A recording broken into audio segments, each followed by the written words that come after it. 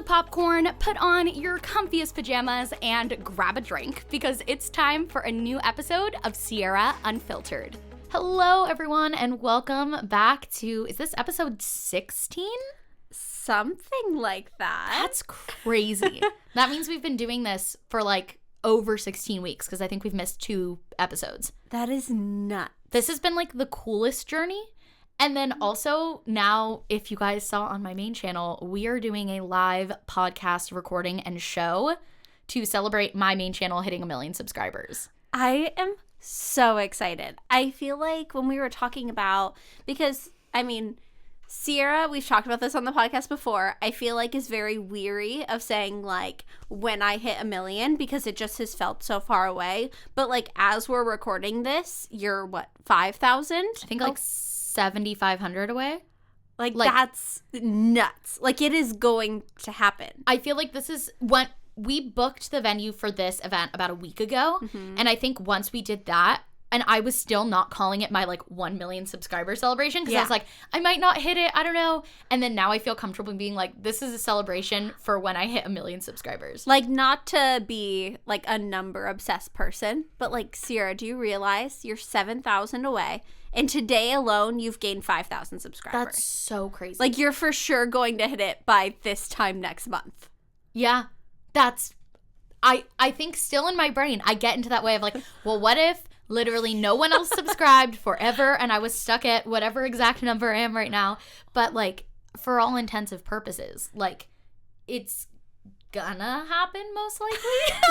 You're so cute. It's gonna happen. Maybe. But, and then literally in 3 weeks, we'll be doing this, but with like, instead of just talking to the camera and then everyone watching this like 3 days later, there'll be like 300 people like watching us record this live. I know. So if you're a podcast listener, which you're listening to the podcast, Hello, so podcast congratulations, you are a podcast listener.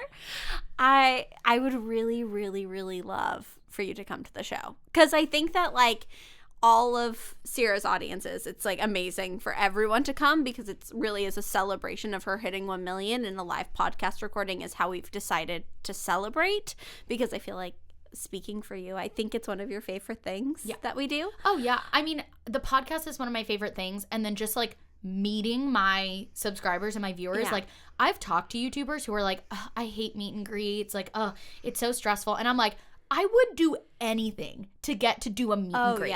Like, absolutely. I fought so hard to try to get a meet and greet at VidCon last year, and they didn't give it to me. Yeah. And then it was so frustrating for me to talk to subscribers or to talk to other YouTubers who were like, I have a meet and greet later. Like, I can't believe I have to do that. And I'm like, I would kill to be in your position. Oh, absolutely. And so I'm so excited. This is my first ever meet and greet.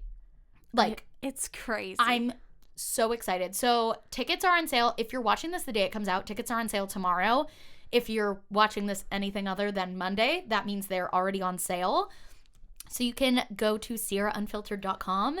The tickets start at $10. We wanted to keep them as inexpensive as we could. I fought to keep them at $10. The venue that we were doing, and Steven and even like everyone around me was like, you should do like 20 or 25 or 30. And I'm like, I don't want to make money off of this. Well, there was a point when Sierra was really pushing for free tickets. Yeah. And me and Steven and everyone were like, logistically, like, you're going to have to pay like a $6 service fee for each of the tickets. And then also like insurance and all these different things. And so we're like, Sierra, can we please just get it to $10? So that's, she really, really, that was my compromise. Yeah. Both of us really wanted to keep it at a low price. Yeah. But I feel like I'm so excited. And it would be so, so cool to have podcast listeners in the audience. I know. Because how fun for people to be like, I know what's next. A hot take. Yeah. And also we have a really fun episode planned. Yeah. For that. It's going to be really fun. I won't spoil it. And then, so there's the $10 ticket. There's a $20 meet and greet ticket where you'll meet me before the show and then you'll get to watch the show. And then there is a $40 VIP ticket where you get to party with us after. We're talking karaoke. We're talking photo booth. We're talking lots of fun food options. Are we still, I'm not confirming anything, but we may or may not have a mashed potato bar.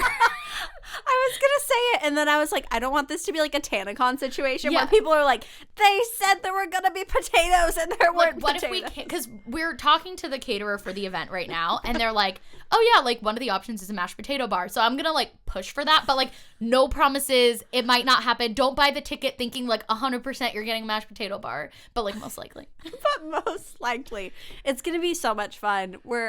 I'm currently looking at DJs for the event. Yes. And I like, when I'm looking, I'm specifically looking for people that like play fun party music, but also seem like they would have a grasp on what I mean when I say like early 2000s Disney, like girl anthems. Yes. And we need to book the karaoke machine too. Yes. Or like the karaoke everything. Like maybe we could get a DJ that also brings karaoke stuff. That's the game So plan. okay, cool. I'm so excited, guys. It's gonna be so cool. When we were planning this, because originally I was gonna do like a live show and then have like a party with my family and friends to like celebrate hitting 1 million.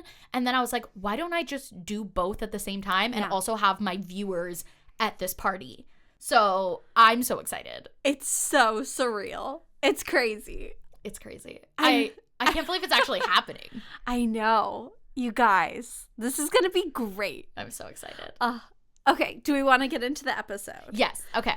So we're going to talk about our New York trip, which was 2 weeks ago now. Yeah. We were going to film this right when we got back, but Skylar got a really bad cold. I felt so bad for you. Well, the worst thing is like I'm still kind of sneezy and like nasally, but it's literally been 3 weeks, 2 weeks, something like that. Yeah. And so I like went to the doctor for it when it like first hit.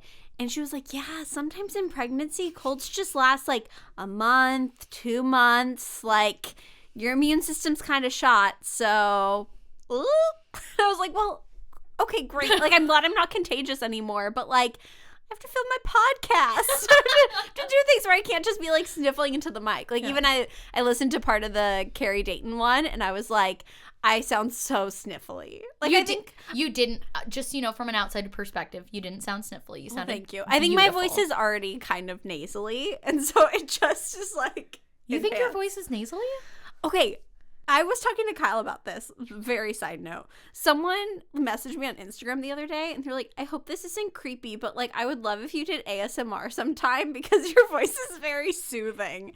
And I was like, I literally, like I know everyone thinks their voice is annoying, but like I know my voice is annoying. I also know my voice is annoying because that's like one of the most common hate comments. I don't even classify it as a hate comment because I'm like, yeah. You're like, yeah, I'm with you. But people are like, her voice is so annoying. Her voice is so annoying. I'm like, yes, I am. Thank you. I know. Thank you. I've worked on it for many years. So I don't think yours is annoying. Also, you're not as loud as me. So even your voice isn't annoying. But let's say your voice was annoying. You're just like quiet annoying. I feel like I'd rather be loud annoying because then you could say like the reason why you're annoying is because you're loud. But when you're quiet annoying, it's just like, no, you're annoying. But you're not annoying. You're really not. How many times can we say annoying? Annoying. In our annoying voices. Annoying. Gosh. But do we want to, before we get into our New York trip, do we want to do our hot takes? Yes. Okay. So this episode is going to be kind of emotional for me later on because I kind of had an existential crisis in New York. Ding. So I'm going to keep my hot take light. Okay. And also Skylar pointed out that like all my hot takes are about food. So well, we always sit down like right when we're about to start filming. Like we don't talk about them before because we want to like genuinely talk about our hot takes really for the first time when we're recording. But we always like give each other a heads up just to make sure we aren't doing the same thing. And I've realized that literally every episode, Sierra does one that's food related. And then I do one that I think is going to be really controversial, but then people in the comments are like up in arms about yours. Yeah, like don't care when I'm like, don't put your children on the internet. Like zoos are bad. The last episode, and they're like, oh, I'll fight you over tomatoes. The last episode, everyone's like, sweet, Skylar, I totally get you. Like, I think some parents go too far putting their kids on the internet. And then to me, they're like, Sierra, you are literally Satan. Tomatoes are the best part of a burger. You can shut your mouth. And so we sat down and I was like, okay, like mine's like a little controversial again. And Sierra's like, mine is about pizza. Yeah. So do you want to get into yours? So I think that pizza is just okay. I don't think that I'm not sitting here saying pizza sucks. I don't think pizza sucks. There have been, I would say, maybe 3 occasions where I've been like, I really want to order a pizza and watch a movie. Like, that has happened. However, I don't think it's, like, great. Like, we posed with pizza for the photo shoot, at the Sierra Unfiltered photo shoot, and then I, like, didn't eat the pizza. Like, I don't really like it. You know, Sierra, thinking back, every other hot take that you've done about food, I've, like, kind of just loosely agreed with. Like, yeah, like, I agree Shapes mac and cheese is better. I agree I don't like tomatoes on my hamburgers. I will fight you on this. I love pizza? First of all, I love pizza so much. Like, literally, I have the taste palette of a toddler. Like, it's a running joke that wherever we go, I order off the kids menu. Even at my favorite vegan fast food place that's, like, in San Diego, I order off of the kids menu there. Like, I don't have a complex flavor palette. Yeah. And I feel like a cheese pizza is always an easy go-to. And at, like, all of the, like, pizza places that are now kind of like Chipotle, like Mod or Blaze, they always have a vegan cheese. Yeah. And so I feel like it's a really good, have you ever noticed that whenever we're, like, going out to eat for a shoot and you suggest, like, 2 places and one is a pizza place, I always, like, jump on the other idea? Yes. I do know this. Like, literally, I remember very distinctly, I think the only time I recall you, like, enjoying pizza was the night that you and Steven moved into this house. Mm-hmm. Kyle and I, like, helped you guys.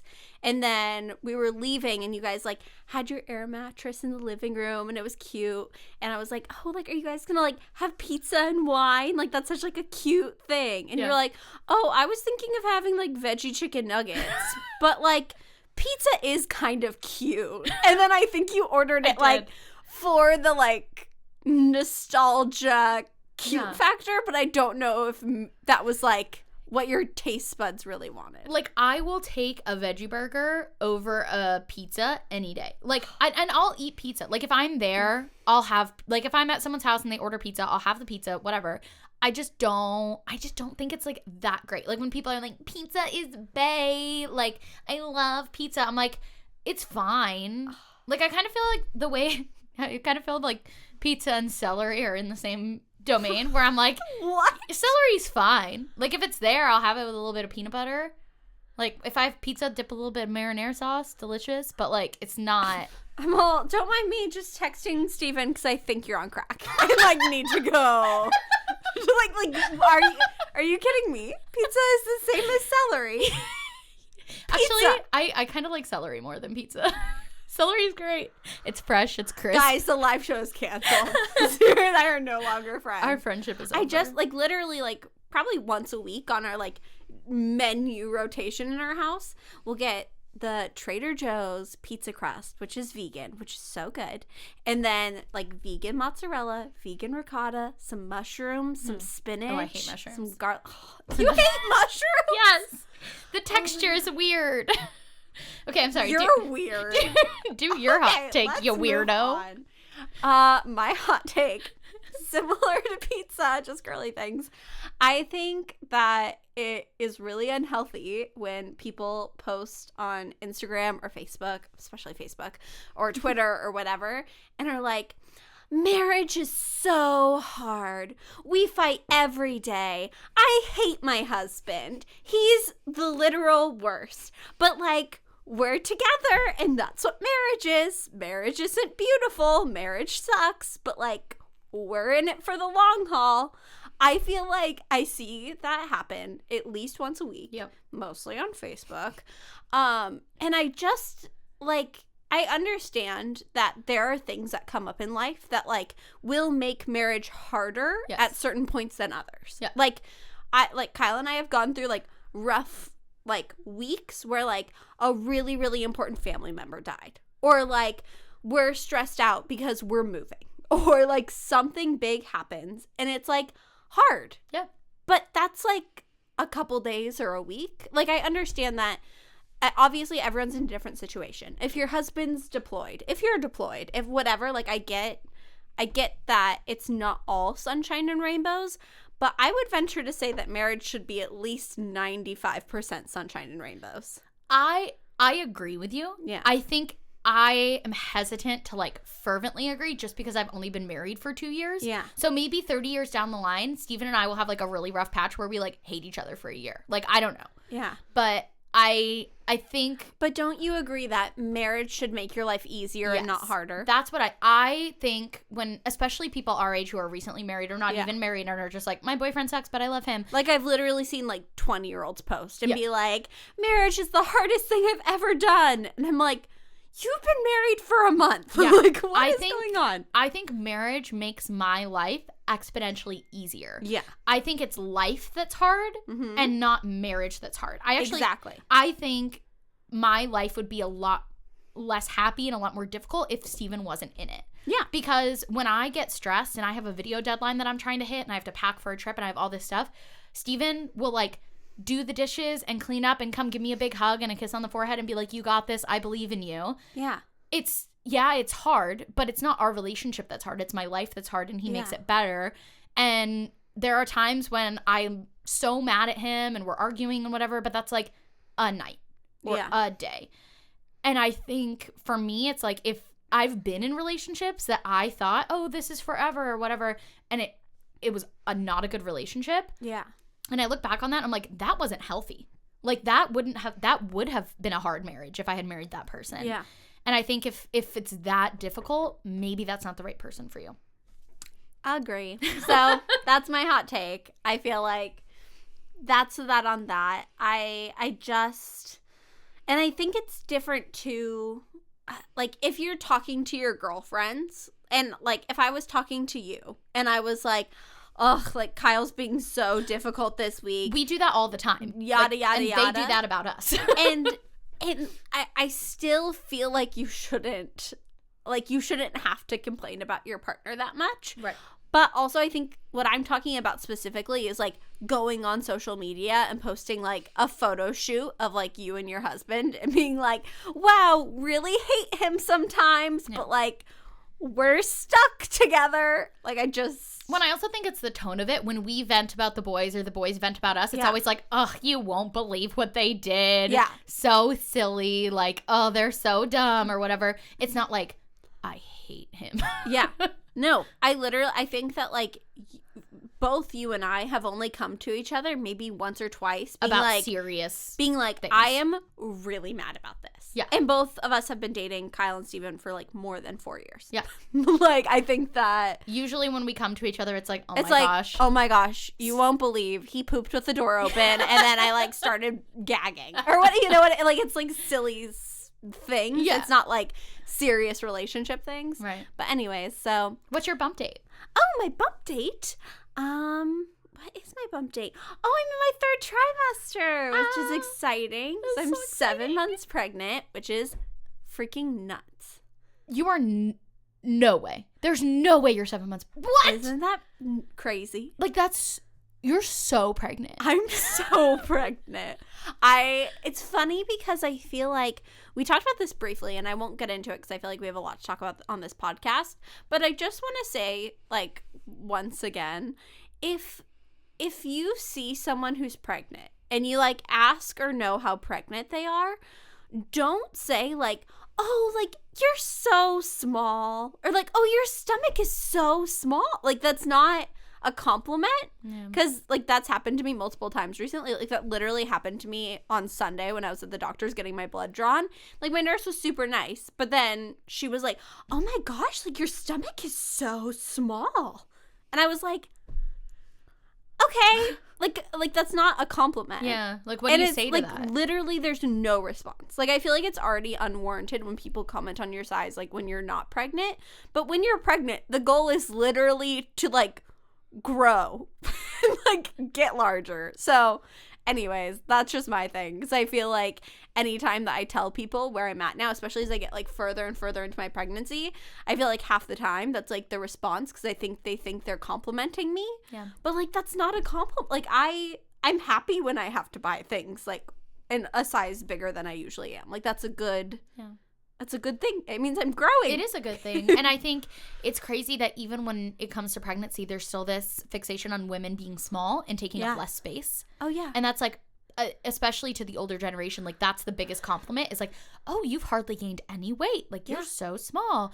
But it's like you said, that's not your goal. No. Your goal is not to be small. Your goal is to get bigger and grow a baby. Yeah, I've literally heard like the craziest things since being pregnant of people being like, when I was pregnant, like my claim to fame was that no one could tell I was pregnant and like from behind. Like I looked like the same. Or like no one could tell I was pregnant until I was 5 months. Or no one could tell I was pregnant until blah, blah, blah, blah.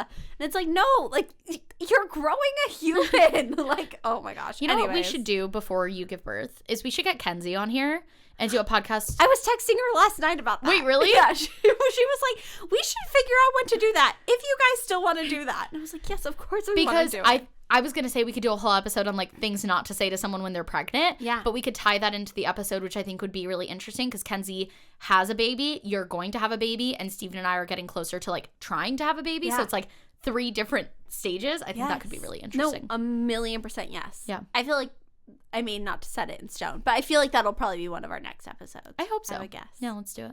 Anyways, do we yeah. want to get into New York? So Skylar and I went to New York to film a video and to go to Ipsy Live, formerly Generation Beauty. Mm-hmm. And it was great. We had a great time. I put on my New York sweatshirt to like represent, but now I'm a little sweaty.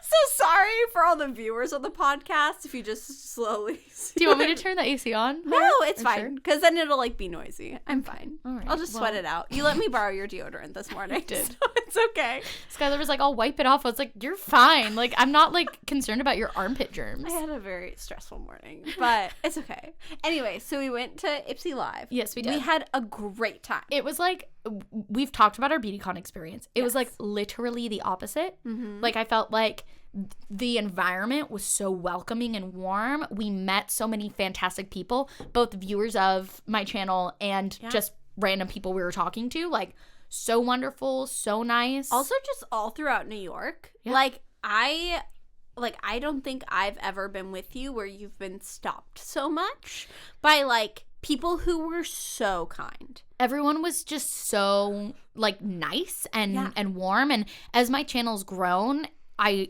get stopped in public by like viewers more often. Yeah. Which is interesting because I don't think I don't notice when my channel's growing and my audience is growing. Yeah. But then like last time I went to New York, I got stopped maybe like 4 or 5 times. And this time it was maybe like 20 or 30 times. And I'm like, whoa, my channel's growing so much. Yeah. Well, and everyone is just like everyone was so sweet and so kind. Yeah. Like I can't think of anyone who wasn't anything but amazing. That we met, which is so awesome. I also think it's so cool that like the podcast listeners and the viewers of my main channel are like the kind of people that we would be friends with in real life. Yeah. So it's not like if I was making content for like 8-year-olds, I wouldn't feel as connected. But like the way I was describing it to someone is I was like, I'm much more likely to run into one of my viewers at a bar than I would be like at my little brother's high school football game. Yeah. Or high school basketball game because he doesn't play football. 100%.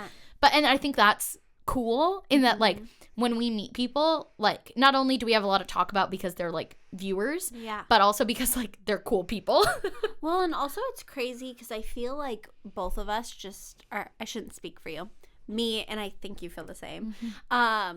Just kind of view the podcast as like us talking. Like I don't actually think that they're listeners to the podcast. I feel like the like views all come from like Kyle, my stepdad. Like I can't comprehend that. So it's so crazy to me when we meet people and they like not only like know who you are and like know about your main channel, but are like, oh my gosh, I love the podcast. Like congrats on the pregnancy, or I love your hot takes or whatever.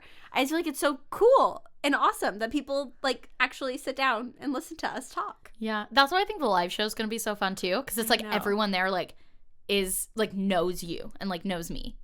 It'll be so weird. Because sometimes when people would come up to us like at Ipsy Live, they'd be like, oh, I saw your one video about XYZ. Yeah. And so it's like they know who I am and they've seen one video, but they don't like know us. And it's cool to think about like the people that are going to be at the live show like know us. I know. It's so weird. It's so like weird. How weird that everyone who's going to be there will know that like you're not the biggest fan of pizza. Like little like funny tidbits. Yeah. Or like they'll know about like me pooping on the side of the road naked. like these people That was. It's so crazy. But Oh it was my gosh. really, really fun. Aside from just being in New York, seeing shows, meeting viewers, I think us traveling together was really fun because we got to have some, like, aside from my existential crisis that happened on the last day, we just got to have some really cool talks. And I think having all that time, just the two of us, gives us an opportunity to just have those conversations where it's like, what do you think about this? What do you think about that? Totally. Well, and even we went to dinner together this Saturday night, and we just were, like, talking about, like, video games and whatever. And we left, and Kyle was like, I just love talking to Sierra and Steven. Da, da, da, da, da. And I was like, yeah, me too, but, like, I feel like I don't know what to ask Sierra because we spend so much time together that, like, we know everything. I have to just ask Steven questions because, like, I know everything that's going on in your life. I can't be like, oh, what are your plans for the week? You're like, I know, I've seen them on the production I'm like, yeah, schedule. I literally, like, we spent all day together and then we spent yesterday together. But so it's cool to, when we have, like, long stretches of time, I feel like we can get into more of, like, the nitty gritty, like, conversations you would have at, like, a sleepover. Yes. Or, like, if you, like, had a couple beers. Yes. You know? So I wrote a couple things down that we had talked about that I thought would be interesting to share with you guys. So the first was, like, on the first night when Skylar was, like, getting ready for bed and we were talking about how pregnant she is. And I was like, what are, to you, the best and worst parts of being pregnant? So do you want to share those? Ooh, I don't know if I remember what I said, so I'm just going to, like, go off the cuff. I wrote them up there on the outline. That's very sweet. So my favorite thing is that, like, I know that I'm going to know my baby for the rest of my life. Like, there's, like, other than Kyle, like, there's literally no one else that I can say that for. Like, I'm 99.9% certain that you and I are going to know each other for the rest of our lives. Yeah. And, like, I, like, think that with my family. I think that with a lot of people. But, like he's my son. Like, he's literally, like, for sure going to outlive me. For sure. Like, he's just going to be there for everything. And you're growing him right now. And, like, when you get to, when he's here and you get to know him and his personality and his likes and dislikes, like, those are going to be things that you know forever. And even just, like, his face. Like, right now, I don't know. Like, does he have, like, my eyes or Kyle's eyes or my nose or Kyle's nose? Like, I don't know. He could come out. Like, I have one of my half siblings has, like, super curly, like, afro curly blonde hair. Yeah. And, like, my mom has, like kind of gingery hair. Like, I don't know. He could come out and be, like, a little ginger. Like, in my brain, I'm picturing him this one way. But once I see him, then he'll just, like, keep growing, if that makes sense. But he'll still be the same human. And so I'm just, like, really excited to get to know him. And it's so fun, cool. Like, every little thing, because I feel like I'm really trying to make an active effort to, like, not push any personality traits on him already, because I feel like that's something I'm really bad at with, like, even, like, my cats. I'm like, oh, Olive is so this way, and, like, Toothless is so this way. And so, like, I feel like it would be so easy to be like, oh my God, he's, like, the most active, crazy baby in the world, which means that he's this, that, and the other. But instead just being like, he's the most active, crazy baby in the world, and I don't know what that means yet, you know? And so that's, like, the best thing about pregnancy. It's just, like, I feel like it's really cool, too, because I have gone through some really sad points in my pregnancy. Like, I've been in 2 car crashes since I've been pregnant and had, like, really important family members die. I had a pet die. And I feel like through all of that, it's really cool knowing that, like, I am not alone and that there's, like, a bigger picture. Because I feel like we've talked about, obviously, on our mental health podcast of, like, I think sometimes it's hard when you're in a really low space to, like, remember to take care of yourself. But, like, I literally, like, have to keep eating. Like, I have to, like, pull myself out of bed and, like, go for a walk. Because, like, it's not just about me. It's, like, me and him. Which kind of goes into what you said was, like, your least favorite part. Yeah, I think it's hard because I recognize that, like, he is a separate person from me. And so I want to do, like, everything I can to take care of him. Like, even, like, I'm so, like, regimented about taking, like, all of my vitamins. And so I take them, like, right before I go to bed is when I take, like, the lump sum of them. And last night I woke up at, like, 2 a.m. and I remembered that, like, I hadn't taken my vitamins. So I literally, like, got up out of bed at 2 a.m. And Kyle's like, what are you doing? And I was like, I have to take my vitamins. And I, like, went and, like, got a water bottle and, like, did the whole thing. So I was like, this can't wait until the morning. Like, he needs all of his nutrients, like, right now. And so I think it's hard, though, because, like, since I'm the one carrying him, I don't want to be an inconvenience to anyone, but also he's my number one priority. So it's hard when, like, I haven't eaten and I'm hungry, because if I hadn't eaten and I was hungry and it was just me, I would just, like, push it off and, like, literally not bring it up ever, because I'm just kind of that kind of person. But it's hard because I have to eat because he is hungry. Right. If that makes sense. Like, it's weird being, like, dependent on people, and also, like, not being as able-bodied as I was. Like, even little things. Like, the other day I came in and you were like, okay, so me, Carly, and Steven have talked, and you are no longer allowed to carry packages from upstairs. And which is, like, so sweet and wonderful, and, like, definitely, like, the best thing. Right. But there have been multiple times where I'm like, I feel really bad asking Carly to, like, go downstairs and get this package for me. Like, I just wish that I could do it so that I'm not inconveniencing someone. But, like, I understand it's for the greater good. The greater good is my child. Yeah. But it's hard because I'm just someone who I always put myself last, which, like, I should probably work on. That's, like, how we always say, like, you should work on that. But that is just kind of, like, who I am. Yeah. And I will work on that. But it is hard to kind of balance that. When I wish that you could care for yourself that much without being pregnant. But at the end of the day, I'm glad that at least being pregnant is, like, helping you to take better care of yourself, even if it's not really for yourself. It's really weird because I think, like, how I just thought of it is, like, if here's my list of priorities, Skylar's, like, here, and then my son is, like, here, which means that in turn right now I'm, like, here. Yeah. Like, that means I, like, have to be very high up because the only person that can take care of him is you. Me taking care of myself. Yeah. But so I'm hoping that once I'm not pregnant, I'll be, like, here. Yeah. I think that would be really For good. all the people just listening, they're like, where is she doing here? with her hands? What is here? But yeah, on that note, I asked you in turn, what is your favorite and least favorite thing about being a YouTuber? Yeah. So my favorite thing easily is just, like, meeting people. Like, meeting viewers, meeting other creators, meeting even, like, people from brands. Like, just meeting people. I am such a people person. Yeah. And, like, it's so cool that the internet gives me this opportunity to, like, show who I am to people.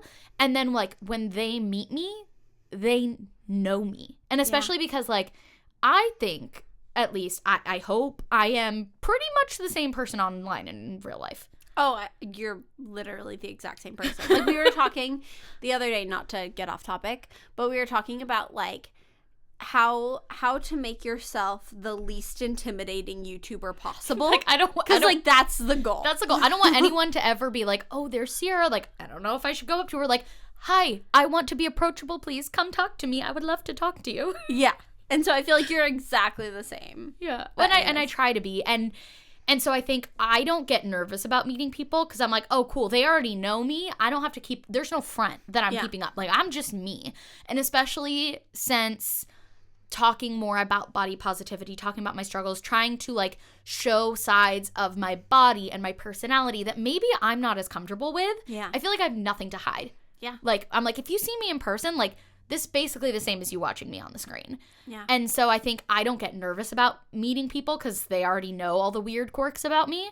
So if they've chosen to, like, subscribe and watch, then they must, like, that must not bother them that I have all these weird quirks. Well, and also, like, I mean, a good part of your channel is, like, wearing the ugliest clothes, like, facing, like, my personal fears and my, like, insecurities. I feel like if they're meeting you at, like, Target or Disneyland when you're just, like, in yoga pants and a t-shirt, but they've seen you in, like, a rainbow fish outfit, like, playing Pokemon. Yeah. Like, they They already know. I'm not going to let them. I hope that no one will be let down by meeting me. Yeah. So I think that is by far my favorite part. I think the hardest part, and the hardest part for me to reconcile, is what I tell to people a lot when they're insecure. Yeah. Is like, no one is looking at you. No one is judging you. Like you said, when you walk down the stairs in your swimsuit when you were 10 years old, no one's looking at you. Yeah. But the reality of being a public figure is people are. Yeah. They are looking at me. They are judging me. They are zooming in on my legs to see my cellulite, and they are screenshotting my worst angles and saying, oh, look at this, look at that. They are examining when I gain weight. There are people who are looking and judging, and that's hard, because I think something that brought me a lot of solace was especially as a teenager, was no one's looking at me. It's in my head. No one cares that my arm looks a little bit more chubby in this photo, but people do.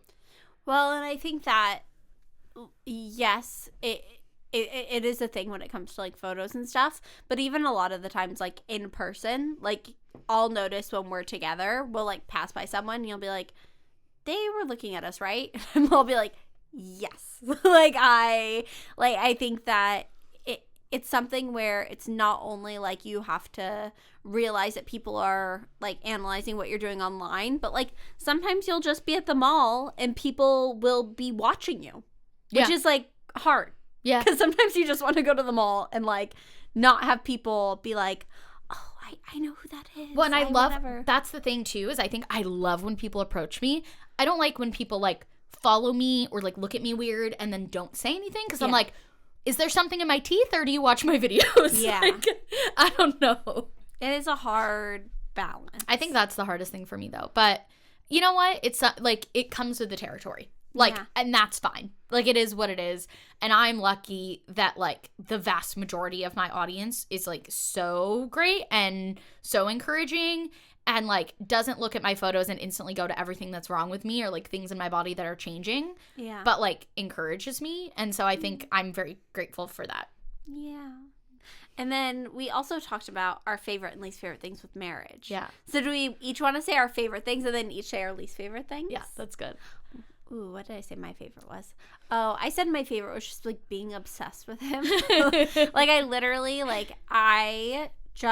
and I feel like Sierra can vouch for me. I just am obsessed with Kyle. Oh yeah. I literally sorry, I'm saying so much. I already can tell that people in the comments are gonna be stop saying But I think that I get home from work and all I want to do is be with Kyle.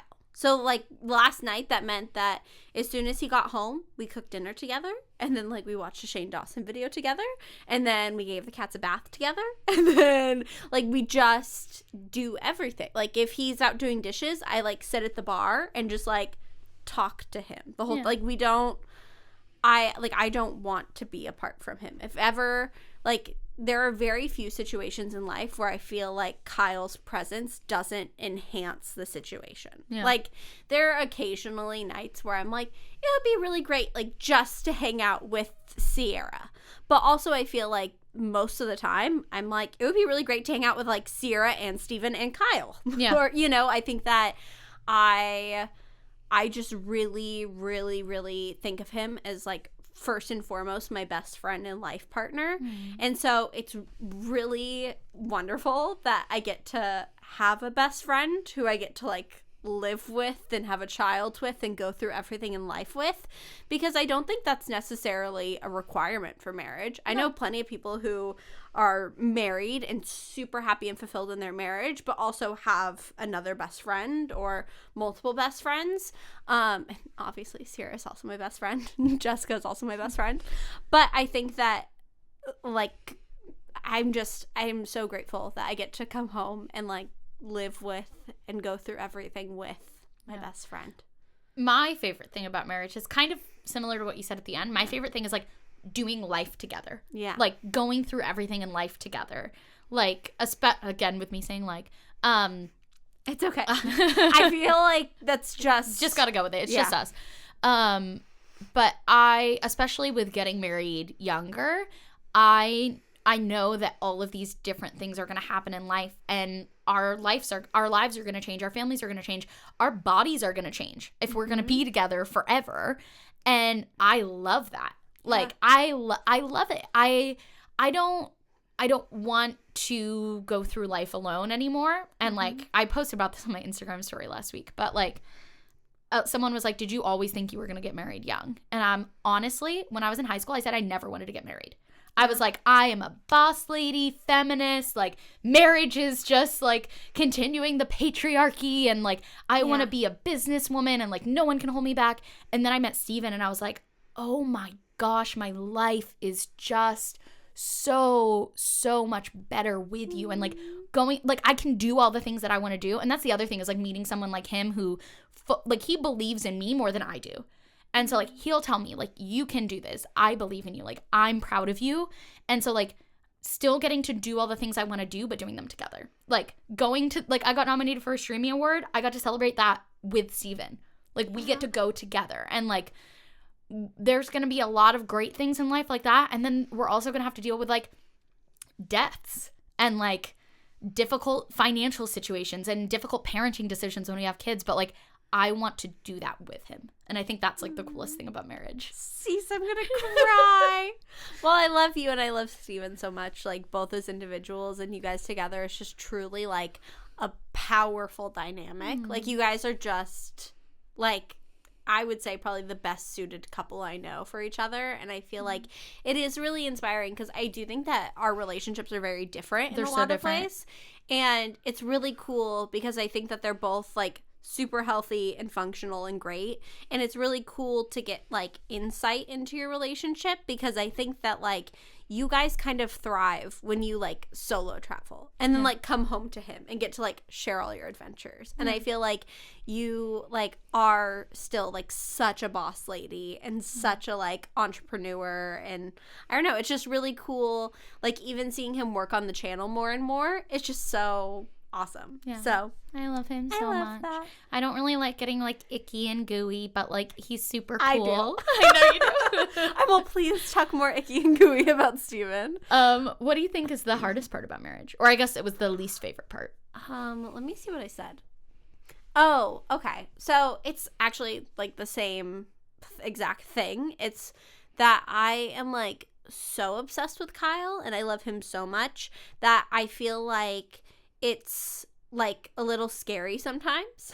Like, I think that it's really hard, like when Kyle gets sad, because I just like, I love him so much and I cannot stand him being sad. Like, he had a really, really important family member pass away this year, and it was like definitely the saddest, like most depressed I've ever seen him. And it was really, really, really hard to watch. And so it's hard because I feel like I'm already such an empathetic person. And so to have someone that I'm so close to, I do feel like when he goes through hard things, I also like... It makes you more vulnerable. Yeah, exactly. Like you care so much that you can get hurt, and not get hurt by like him leaving you or something, but get hurt by like his pain. Yeah, or even little things. Like, if he has like a hard day at work and comes home like stressed, then I feel like I'm stressed for him, because I want to make sure that like he loves his job and is like fulfilled and happy and whatever. It's not just like, oh, Kyle had a hard day, but like my day was freaking great. Yeah. So like, let's have some dinner. It's like, okay, like what can we do about this? I don't want you to feel like this. Whatever. So I feel like that's the hardest thing, is just kind of like taking on his problems, if that makes sense. Yeah. What do you think? I think for me, it's just understanding someone else's dynamic. Yeah. And like the longer you're together, the more you understand them. Mm-hmm. And I think Carrie and I were talking about relationships when she came over and she slept over. And we were talking about how like in a relationship, you can be one together, like two people becoming one, but you're not like one blob person where you just understand everything the exact same way and like are the same person. Like, you're still two separate people bonded together. Yeah. And so you, in a sense, you're one, but you're also still individuals, and so you're not gonna agree on everything. Well, and I think it gets harder too the longer that you're together, because like you said, you do understand that person so much better the Yeah. longer you're together. And so I feel like it's hard because I feel like a lot of times you like guess how they're going to react to a situation, even if it's completely different than how you are. And so when they don't react that way, Yeah. you're like, what? Like, that's not how I would react or how you would react. Yeah. Like, what's going on? Yeah, and I think it's just learning someone else's dynamic, and then even once you learn it, like you said, they're not a predictable person all the time, and they're going to react differently, and it could upset you, and just being understanding that, like, you are not the same person. You can have very similar, like, thoughts and beliefs and values, but, like, at the end of the day, there are going to be some things that you're like, I don't understand how your brain came to that conclusion. Yeah. Well, and I think both of us married people who have very similar interests to us and are very similar in a lot of ways, but we both kind of ended up with yin-yang personality types. And so I think sometimes it's hard to be like, but why do you think like that? Like, Right. Why, like, just explain it to me, because I don't get it. So should we talk about my breakdown? Sure. I'll let you kind of take the lead. So I would say for the past couple months been feeling a little bit overworked. And I think it's hard because we talked about this in the Carrie podcast, but I never want to be viewed as lazy. Mm-hmm. And I think a lot of people can look at the business that I've built and be like I have an editor, I have a production assistant, I have a producer, but like what are you doing that's taking so much time? But there is, I mean, so much, like even just like video outlines and emails and brand deals, and then traveling for work, and then all of that combined, and now doing the podcast and vlogging and everything. And even when my editor edits something, I still have to review it and send notes. And it's just like, I would say for the past couple months, I've been getting close to burnt out. I don't want to say burnt out because I'm not burnt out, but I see myself getting close to that.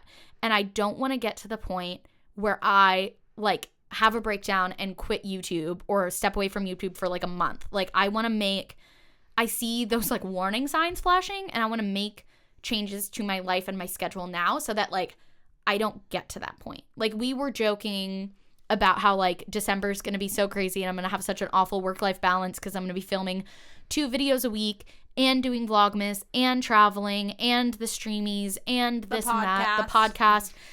And, you know, I'm planning your bridal or your baby shower right now. Like there's just so much.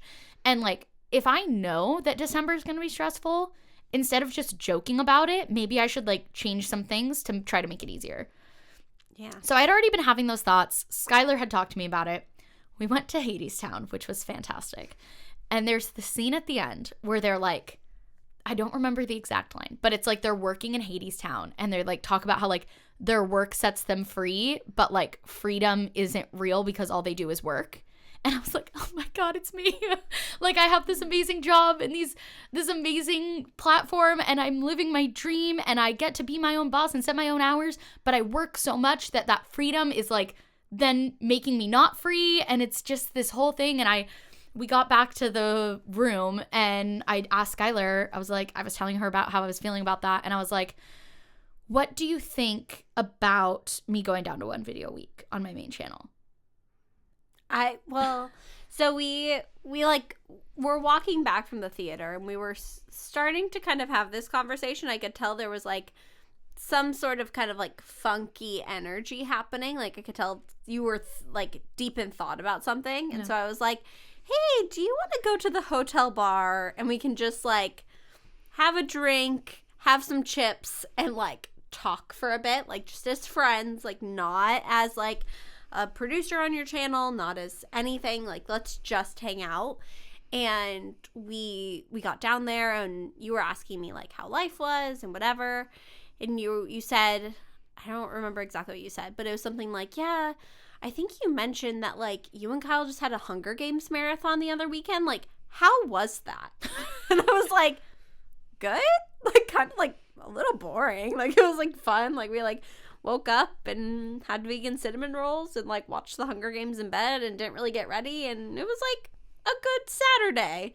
And you were like, I want that. Like I want like a marathon of a show that I didn't plan in advance. That's the thing, is like it's not like Steven and I don't spend time together, but it's planned out like a month in advance. It's like I have one free Saturday from like 5 to 10 and we will make dinner and have this date. Like, I would love to just it be a Saturday and be like, what do you want to do? Yeah. Do you want to watch the Hunger Games? Sure. Like, that is just so far out of my zeitgeist. And I think it really made me think about, we had gone to this panel at this YouTuber convention called Clamor, where they were talking about like different types of YouTubers. Yeah. And they were talking about like different ways that you can like build a business. And like one of the ones that they had said was like, you can build a huge business. Like Rhett and Link was the example that they used. And they were like, they have this huge team. They're doing really cool stuff. They have all these different things going on, but like every minute of their day is scheduled. Like they have to schedule in 5 minutes to play with their dogs. Yeah. And I was like, at the time when we went to that panel, I was like, that's what I want. Yeah. And then the other example they used was Jenna Marbles, which was like, you play the YouTube game, you make videos every week, you keep your team small, and you maybe have like 5 or 6 people on your team versus Rhett and Link who have like 100, and you make content that you love and you just keep doing it. And I was like, nah, I don't want that. Yeah. And then I looked at that and I'm like, I actually do think I want more of like the Jenna Marbles thing than the Rhett and Link. Well, because you told me that the other day you literally put in your schedule, like, hang out with my dogs, and that it was a big, like, kind of breaking turning point for you, of you being like, this is sad. I work at home. Like, yeah. You literally, like, our office is in your home. Yeah. The dogs are here all day, every day. And the fact that you had to write in, like, 5 minutes. To sit and play with them. And then I apologized for it. Yeah. Like, you came in and you were like, oh, hey. Like, you were surprised that I wasn't in the office. I was like, yeah, sorry, I just scheduled in 5 minutes to, like, sit with the dogs. And you were like, no, it's fine. Like, you're good. Yeah. But I was surprised when I got in and you were on the couch, like, hanging out with the dogs. Because I was like, oh, I thought we were filming. Totally fine. Absolutely play with your dogs. We're good. Yeah. Nothing to apologize for. But that was, like, so kind of uncommon for you to, like, take that extra time after lunch to just, like, hang out. Yeah. That I was like, oh, what's going on? Yeah. You know? And I think, too, another thing we had talked about was, like, a big part of... It's hard because I think you have reached this level of, like, we'll say success in quotation marks because I don't want to, like, place anything on you. But you aren't really getting to enjoy a lot of the, like, fruits of your labor. Yeah. Of, like, how cool that you're probably going to hit 1 million subscribers this week. Like, that is so awesome. Like, so this, crazy. Like, live podcast recording, so amazing. The fact that, like, we're, like, adding to our team is so amazing. Like, we're doing so many awesome, cool things. And you are getting to, like, travel and whatever. But there's always a work element to it. Yeah. Like, you were saying that one of, like, the biggest things for you and Steven moving into this house was, like, you really wanted to, like, host. Like, yeah. You really wanted to, like, have a summer barbecue. Yeah. And, like, put up festoon lights and do the whole thing. And you were like, we didn't do it. Yeah. Like, we didn't, I just was too busy, you know? And so I think it is hard because I think from an outside perspective, it's so easy to see, like, oh my gosh, Sierra's just in New York. Now she's going to, like, Texas and then Chicago and Florida and all these places. And it's so easy to be like, oh my gosh, how fun. I wish I could go to New York. Yeah. But and it is fun and it is cool. But the reality is that we worked every single day. Yeah. We didn't have a single, like, day off when we were there. We chose to, once we got done filming or, like, done going to the convention, like, to go to a Broadway show. Yeah. But, like, most people would have just gone to bed at that point. Yeah. You know, I think it's you making the most of work trips or you adding work onto your regular trips. Like, even you vlogging, like, when you and Steven are going to Disney World, will be fun work. Yeah. But it's still work. Yeah. Like, and I'll still probably do 2 to 3 hours of email every day. And, like, you'll still be, like, posing for thumbnails and reviewing footage and doing all the things. And so I think it's a hard balance when I think it kind of put you into, like, a mental state where you started, like, analyzing everything. Mm-hmm. Yeah. But one of the things you asked me when we were sitting in the hotel bar is you were like, what are you proud of? Yeah. Like, why did you start YouTube and what are you proud of now? And I was like, I started YouTube because I wanted to, like, connect with other people and have something that I felt like I made. Mm-hmm. And I definitely have that. And I feel very good about the content that I'm making. I wouldn't say that I'm, like, I'm happy that I put out 2 videos a week, but it's not like a sense of pride for me. What I'm proud of is like the content that I create, like whether it's 1 video a week or 2 days a week or 2 videos a week. I'm proud of like the message that I try to put into my channel. I'm proud of like the podcast. I'm proud of like the relationships that I create with the people who watch my videos, and like that doesn't go away if I go down to 1 video a week. And the thing is, like, going down to 1 video a week in November is like literally considered like the worst thing you can do as a YouTuber, because the highest AdSense is November and December. But like, I don't really care about making a lot of money. Yeah. Like, I want to like make a profit on YouTube so that I can like pay my team members and like have this be my full-time job. But if I make half the money that I would have made in November and December, but like I'm much happier and I get to like hang out with my little brother once in a while and like go to my family's barbecues, that's so much better to me. And I get to put more, if I'm just doing the 1 video a week, I get to put more into it. And then that Tuesday video slot can be like an every now and then kind of thing. Well, and I think too, kind of going off of what you were just saying, I think that if I didn't ask you to sit down and do this, so I mean, I don't know, I'm just guessing, but I would guess if I asked you to go through your video uploads of the last 3 months, I would guess that the videos you're the most proud of are mostly like recreating magazine photos but making them body positive, or like anything that really has a message that like resonates with people and is like impactful, planned out, like something that people are gaining from.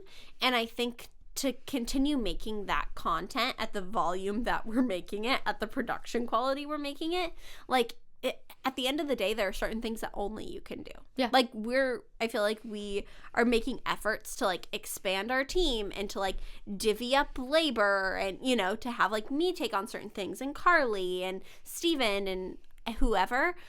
But I think that at the end of the day, like, you have to be on camera. Yeah. You have to be the one who's like scripting things because it's your voice, it's your message, it's your story. Yep.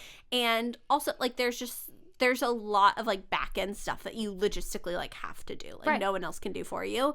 And I think that like it's so important to keep doing those videos and not just to be like, okay, what can we film really quick? And because at the end of the day, like those videos are still funny and fun and great, but you aren't as like proud of them. Yeah. And like your YouTube like video index is kind of like your portfolio, you know? Like every video you put out is like an extra video that didn't exist. That's true. You know? Like it's free content for everyone. Yeah. So. And I mean, that's the thing also is like all of my content is free. Yeah. I've been getting a lot of pressure from like people on the back end of YouTube and of my channel to be like, you should try memberships, you should try Patreon, you should try Cameo. And I'm like, I just want everything to be free. Yeah. Like I don't mean, even circling back to the live show. Yeah. Like you wanted to try and make it free and we were like, Sierra, logistically this like cannot be free. But like I don't feel like I need to put a paywall up. I don't feel like that's what motivates me. Like, I feel like what motivates me is, like, making content that I'm proud of and, like, that hopefully can impact someone. And I think one of the things that you said to me that really, like, helped me and resonated with me is, like, Steve, like, we were talking about, like, my marriage and, like, relationships and how, like, I want to take the most I can out of this opportunity that I've been given on YouTube. And, like, I was telling you, I was like, what's Steven going to think if I go down to 2 videos a week? And you were like, he'll be happy. Like, that means he'll have more time with you. Like, Steven didn't marry you because you're a YouTuber who posts 2 videos a week. Like, Steven married you because he loves you. And, like it doesn't... Even, like, logistically of, like, how we were talking about November and December being, like, high AdSense rates and all that. I feel like Steven didn't marry you for money. No. Like I made like $0 when we got married. That straight up about it. Yeah. Like Steven did not marry you being like, I'm gonna marry this girl and she's going to be a YouTuber and she's gonna post 2 videos a week and it's gonna be so great in November and December. Yeah. He married you because like he wants to have dinner with you. Yeah. And like he loves you and is proud of you and is like, it's kind of like how we were talking about earlier of if you're not stressed, if you're in a good mental state, like he can tell that and he thrives off of that. Right. You know? Just right. like how you would if Steven was overworked and he was like, hey, I think I want to cut my workload down. You'd be like, of course. Freaking awesome. Yeah, that sounds great. Great. But it is interesting because, like you said, November, December being the highest point for AdSense, everyone kind of other than you and Steven is like, oh, well, you could just like, why don't you go back to 1 video a week in January? And I'm like, because I don't want to just be like stressed and overworked for the next month and a half, 2 months. Well, and also not to get like deep with it, but like you do only have one life and like not every day is promised. Like, yeah. I feel like the idea of like continuing to do something that's like you've deemed as unhealthy for yourself just until a certain point and then like it can be done is like, no, let's change this today. Like, I think that, I mean, logistically we have videos scheduled out, so it's not going to be today when the change happens. Right. But like, let's start proactively planning for that. Like, what are our action items to make you have a healthier like work-life balance and just like be happier and be able to enjoy my trip to Disney World. That was a big thing too. Is like, I was like, okay, I'm gonna film 2 main channel videos while I'm there and vlog and do this and do that. And you were like, what if you just go? Yeah. And like, you can vlog if you want, but like, you don't have to. And I think this conversation kind of like led me to a spiral of like, should I just quit? Like, should I just stop posting on YouTube? Like, would my life be better if I wasn't a YouTuber? And I think the answer to that is no. I think my life is exponentially better because I make YouTube videos. So I don't think the answer is like, stop making videos or like, make 1 video a month. Like, I am so happy and get so much fulfillment and so much community and so much support from being a YouTuber. And I don't want to get to that point where I feel like I have to quit. Well, and that's, I feel like, kind of when we were talking about of like, you weren't burnt out, but I would say you were very close to that point. Yes. I think if at any point you're thinking with, I mean, whoever's listening, with whatever job you have, I mean, I've quit jobs before. Like, I had a fellowship that I literally just walked out of and quit. Like, and that's because I was working like 80 hours a week. It was super unhealthy. My boss was like awful. And it got to a point where I was like, this is it. I'm done. Like, I'm not willing to sit and have a discussion about like me cutting back to 40 hours a week and you hiring someone else to replace her and this, that, and the other, because it had gotten to a point where I was like, I am done. Yeah. There's nothing that can make the situation better.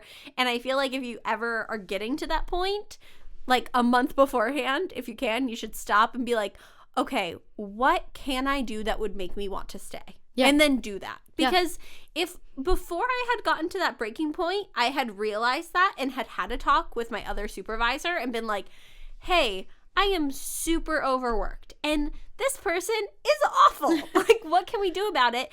They would have made those changes. Like, a month after I left, that woman got fired and everything changed and it was a lot better place to work. And I feel like it's the same for you of if you had just kept going and then been like, okay, that's it, I'm quitting, this is way too much, I need to have my life back, that would have been awful. But because you were able to like stop it in its tracks and be like, what will make me love my job? Yeah. What will make me love my job is working like 40, 50 hours a week. Right. And like not having this like commitment of like, if I don't post 2 videos a week, I'm the worst person in the world. Well, and I think the thing is, I like the idea of keeping that second video up in the air. Yeah. Because when we're just at home, when there's no travel, when there's no like huge shoots we're planning up in LA, it's totally feasible to do 2 videos a week on a good work-life balance. Yeah. But the problem is like, so I'm going to be gone for 2 weeks trying to pre-film 4 videos. Well, actually it'd be more like 6 videos because we don't get to just film the day I get back and then I need to give my editor time to edit it. But like, so we'd have to film like 6 videos. Instead saying filming like, I'm going to film 3 videos before I go. Like, that is so much easier. And then if there's an extra video I want to throw in, if there's like something really topical I want to do, if I'm really inspired about something, I can throw in that extra video, but just not being like married to that idea and not feeling like, I think it's really important to define like, I get value and I get enjoyment and motivation out of like creating content on YouTube, not necessarily creating 2 videos a week on YouTube. Well, and I think too, a really big thing that's like hard to kind of like it gets settled on is I legitimately, and you might know, I don't know if there will ever come a time where it's just like you have no trips planned and like nothing big is happening. Yeah. I feel like you, both you and Steven, but especially you, like love traveling a lot. Yeah, like we do. you guys just went to Europe. You're going, I mean, we just went to New York for a work trip. You're going out to Texas for another work trip. And then you guys are, or before that, you're going to Florida. And then immediately after that, you're going for another work trip. And then like in the near future, you guys are going to start like trying to conceive. Right. Which will also be crazy if like you were to get pregnant. Yeah. Or, you know, and I'm sure you guys will continue to travel. There will continue to be work trips. And so there will be some weeks of in between where like we aren't going up to LA and you're not traveling and you're not whatever. But I feel like that's just kind of the nature of the job, is that like we're going to have LA shoots. We're going to have like big production things. Like maybe we'll have more live shows. Yeah. Maybe, you know, we don't know. But I feel like not having like any like set in stone thing for that Tuesday video is just like gonna be life changing. Well, and then I think I also think about like a year ago or a year and a half ago or 2 years ago when I was making 2 videos a week and didn't have an editor, and I'm like, how was I able to do that? And it's like, well, my videos were like 4 minutes long, whereas now they're like 18 to 30 minutes long. Yeah. Everything was like just filmed in my house. Like I didn't have big shoots. I didn't have big things. Like, and my Friday video was like a lookbook or a haul, but then my Tuesday video would just be like a sit and chat to camera video. Yeah. Like that took me maybe an hour to edit. Well, and also at this time last year, your main channel had the same amount of subscribers as your vlog channel had. So if you think about like the amount of like, I think this time 2 years ago. oh, okay. Yeah. But if you think about like the quote unquote like effort you put into your vlog channel, it's much more natural. Yeah. It's like, oh yeah, we'll put out a couple vlogs a week, like depending on what we're doing. And I feel like you've always been someone who's like pretty strategic with your work, but I think it was a little bit looser of like, I'll do a sit and chat about body positivity. Right. I'll do a whatever.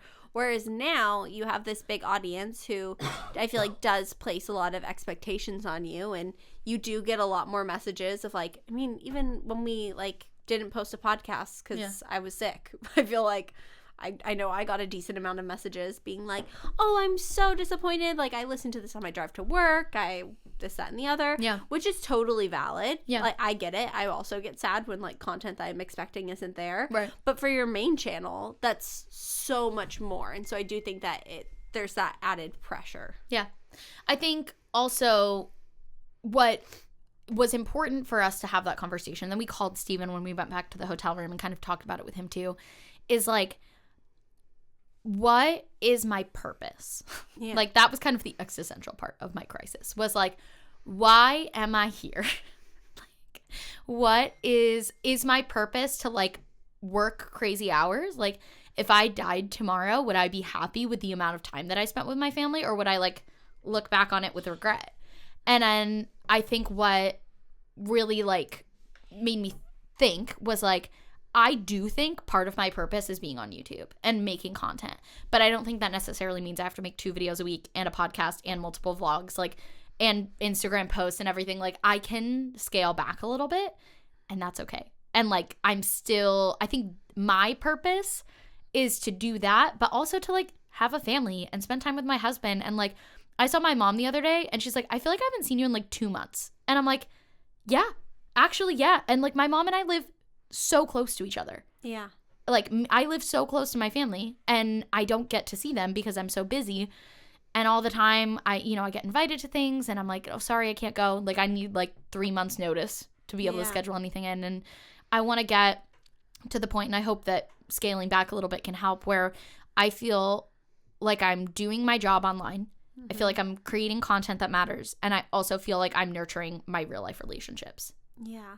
Well, and I think too, circling back, because I do think it's important to talk about your real life relationships, but I just like want to put extra emphasis on that. I truly believe from the bottom of my heart that you might even be serving a greater purpose if you were to put out less content, because then I think that the content that you're putting out will really come from like your heart and soul. Yeah. Like if we were to look at our video schedule and you were to have to delete half of the content that's on there, the ones that stayed would be ones that you like really truly love and are passionate about. Yeah. You know? No, because so true. I feel like 99% of the I feel like 100% of the videos that we put out you love. Oh yeah. But I feel like there are certain ones where you're like, I really hope people see this. Yeah. Like, I really, really hope that, because, like, even we were talking about on the podcast with Carrie, she was like, I cried over the Victoria's Secret photo shoot because that, like, really resonates with people, you know? Yeah. And so I think it's cool. It'll be cool to see, like, what we're able to do with, I mean, it's not really extra time because the goal is that we'll just be taking away time and not, like, filling that time with more stuff. But I think it'll be cool to see, like, what you're able to really zero in on, too, when it's... I'm excited. I feel very, like, passionate and very grateful that I love the content that I create and that I love the people who watch my content. And I feel like I came back from that New York trip feeling like that night was hard and I, like, cried a lot. And I was like, what's my purpose? Am I working my life away?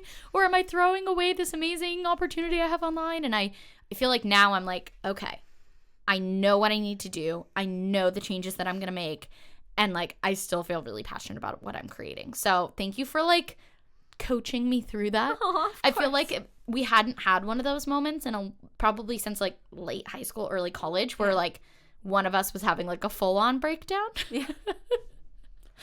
But I think that, I don't know, I think it is really important. Like, another thing I asked you was, like, what were your happiest moments of this year? Like, looking back, and you were like, honestly, like, Harlan being born, my grandma doing, like, aerobics in the pool, like, in Mexico, like, you telling me that you're pregnant, like, with Steven and I in Venice, like, it was all things that were, like, personal life related, and I do think you find so much fulfillment out of work, and it's, like, 1,000,000% normal and great to have some work things thrown in there, but the fact that, like, all the things you first thought of were personal life things, and that you feel as though you're not getting enough time for your personal life is like, well, if that's what is bringing you, like, if that's what, when you look back on, like, your catalog of life, like, those are the top things that you remember from 2019, then, like, let's create more of those moments, you know? Like, I feel like you, like, I've been seeing, like, you and Kenzie have been hanging out a lot more, and, like, like, obviously you hung out with your mom. Like, I think it's cool that you're able to, like, realize that and, like, work towards that. Well, I'm grateful that I have people like you and Steven in my life who, like, encourage me to do what's right for me, but also, like, are willing to tell me, like, honestly, like, I think you should slow down, or honestly, I think you should do this. And, like, it's so great that I have you and Steven, and I love you guys. Should we get into advice? Yeah, let's do it. Hi, Sierra. Hi, Skylar. Hi. Oh, and Carley. First of all, I just love you guys so much. My name is Allie, and I'm guessing that I'm one of your youngest callers so far. Aww. I'm only 14, and I'm in 8th grade. But I love listening to your podcasts and watching your videos. But anyway, my problem is that I don't do any after-school activities like sports because I'm very non-athletic, and clubs. And I honestly don't have any hobbies. I really wish I could, like, get a job even though I'm 14, but I really love being productive, and I don't have anywhere to, like, put that energy when I'm done with homework. So if you have any advice, that would be super appreciated. Love you all. Thanks. Love you. Oh my gosh. Aww. She sounds like you. Aw, that's very sweet. But I think you should find some sort of hobby that's also social, because my first thing was going to be like, oh, like, there are so many hobbies you can do on your own. Like, you could pick up an instrument, you could learn how to sew, you could get really into, like, literally so many things, especially with the internet, that you can do on your own. But since you don't really have any after school, like, sports or activities that you're really into, I think it would be great for you to find some sort of unsports related activity, like maybe an art class or a photography class, or, like, my brother used to play D&D at the library after school, and, like, that was his thing. And, like, he loved it, and he got to have, like, time with, like, other people and socialize and have this fun activity. So I think I would recommend you find something like that is you gaining a skill, but also an opportunity for you to, like, socialize with other people who are also learning this skill. Honestly, I feel like the advice that you just gave is much better than the advice I was going to give. So go with Sierra's advice. My advice, really quickly, I feel like there are a lot of fun hobbies that you can do that also, like, you can, like, make a business out of or get skills that will, like, help you in the future. Like, if you were going to make, like, an Etsy shop to sell Disney ears, like, that's something really fun and creative that you can do as, like, a 14-year-old. But then also, like, you could, like, learn how to sell things on the internet and, like, learn how to sew and learn how to, like, come up with designs, and I don't know. So that was going to be my advice, but I like the advice of, like, being social because I think that's what I needed when I was 14. Also, if you're not sure where to start with social activities, I highly recommend auditioning for your community theater. Even if you think you have no skill when it comes to singing, dancing, acting, like, community theater, everyone's in the same boat. Like, there are going to be those kids who do every show and always get the lead, but, like, that's a small minority of the kids who do theater. Like, the vast majority of kids who do theater are just looking for something fun to do, want something to do after school. It's cool because you get to socialize with people and you create this bond. And also it really helps you with, like, public speaking skills and, you know, for the future, just communication in general. And you get this feeling of accomplishment when your show opens that you are creating this thing and doing this cool piece of art with other people. Taking that one step further, if you don't have any urge to be a performer, the technical theater department is always looking for more volunteers. I guarantee they would love to have you. You can learn how to, like, run a light board. Yeah, you could be a spotlight operator. You could be a costuming assistant. You could be assistant stage manager. You could do curtain. Like, and I have heard from so many people, like, even your dad, who's a professor, has said, like, he would totally hire someone who had a theater degree because he knows that then that means that, like, they have all of these skill sets. Yeah. And so it's like, isn't that a thing in High School Musical where she's like, the theater department is always looking for more male volunteers? Yep. But I feel like the technical theater department, like any community theater program, would be happy to have you. So I'd say... And you could maybe get paid. I got paid when I was 14 to be, like, an assistant stage manager. Let's see, when did I start working? I started working at the theater, when I was 14. I had been doing shows there since I was, like, 7. And then from, like, 14 to 16, I just got paid, like, they'd give us, like, $50 for a day of work or, like, just kind of, like, incentives. And then when I was 16, I started actually getting paid hourly. And I actually, like, got to make some decent money, and, like, I bought myself a Disneyland pass, and it was cool to have that expendable income. And also we both learned a lot of skills in theater that, like, we use on my channel. Yeah. I mean, I went on to, that's, like, what I did before I worked for Sierra and even while I worked for Sierra up until very recently, like, I did professional technical theater. So I'm always a big proponent of that. And if you're looking for a job that will hire you when you're 14, your local theater probably will. Hit 'em up. All right. Awesome. Do next question? Hey, Sierra. I love your podcast, and I absolutely love your channel. Thank you. I was just calling for a little bit of advice. I have recently been diagnosed with bipolar disorder, which I know you have talked about struggling with in the past, and it's really taken a toll on my relationship. So I was just wondering if you had any tips or tricks for dealing with that, especially in a relationship. I don't know. I've really been struggling with it, and I thought there'd be nobody better to ask other than you. All right. Thank you. That's very sweet. I'm honored that you reached out to me for advice in that. I just want to put a disclaimer. I am not a therapist. I'm not a trained mental health professional. I'm just going to give some insight on what's helped me personally, but I highly recommend that you seek out professional help and therapy because that was easily the most helpful thing for me. And it's important to remember that therapy and medication are not one size fits all. What works for me might not work for you. And also, if you are meeting with a therapist or getting prescribed a medication and you don't feel like it's working for you, there are lots of other options. Like, I had to try, I think, 3 different medications until I found one that actually worked for me for my bipolar disorder, because it affects everyone's brain chemistry differently. So find mental health professionals who are working for you and working with you. In terms of relationships, I think what helped me the most is explaining my situation to other people. And my bipolar disorder is sometimes an explanation for why I act the way that I do, why some things might upset me more than on the surface you would think they should. But I don't think I think it's important to differentiate the two and let the person know so that they understand you, but also, you know, apologizing when you are in the wrong, even if it was because of your bipolar disorder, and not expecting the person to fix you. I think I spent a long time in my teens dating people who I thought could fix me and feeling so broken and expecting my partner to make me better, when what I really needed was just a partner who loved and supported me so that I could make myself better. I think that's great advice. Yeah. And just practically, like, therapy is great because you get to talk through things, but also I learned so many great, like, coping mechanisms. Like, I know for me, when I am kind of spiraling downwards, it helps me, and I'm not really a hippy-dippy person, but it helps me to take my shoes off and stand in the grass. Like, it physically grounds me. Yeah. And I wouldn't have known that if my therapist hadn't recommended it. And I was kind of like, that's ridiculous. I'm not going to do that.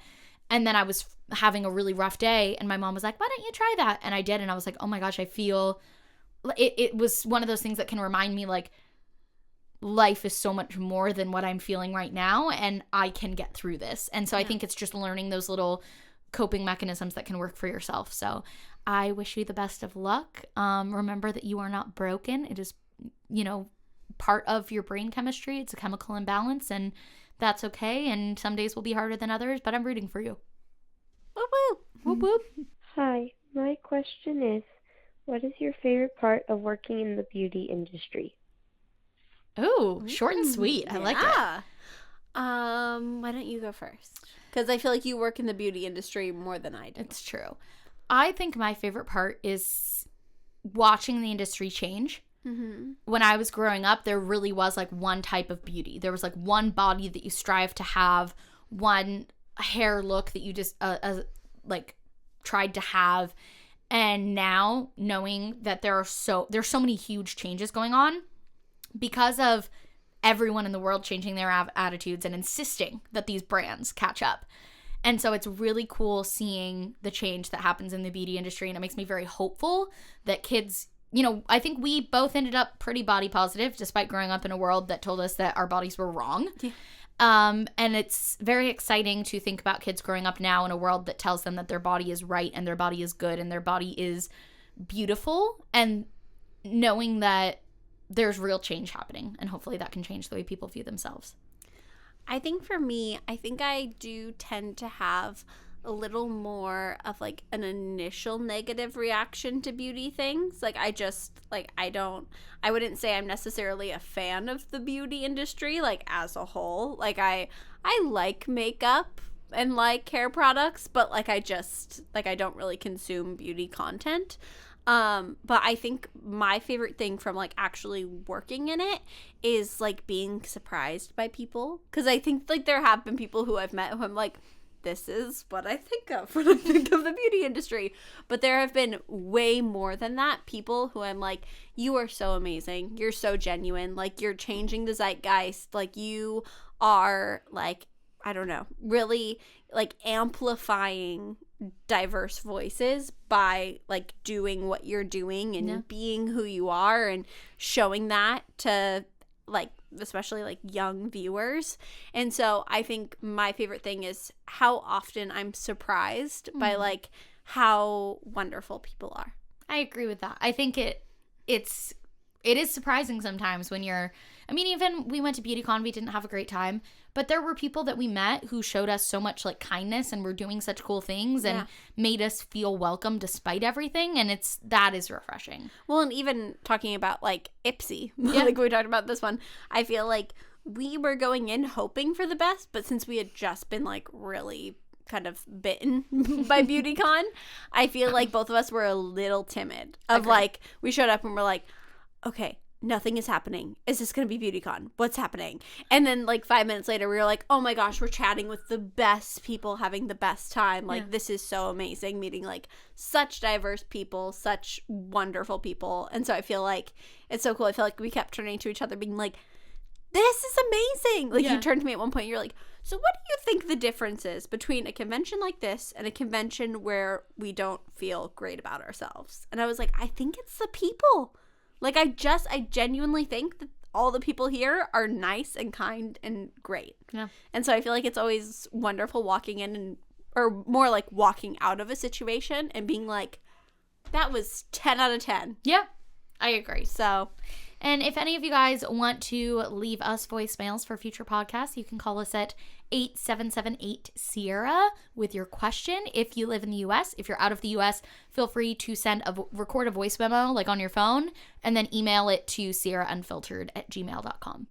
and also buy tickets to the live show, Yes! guys.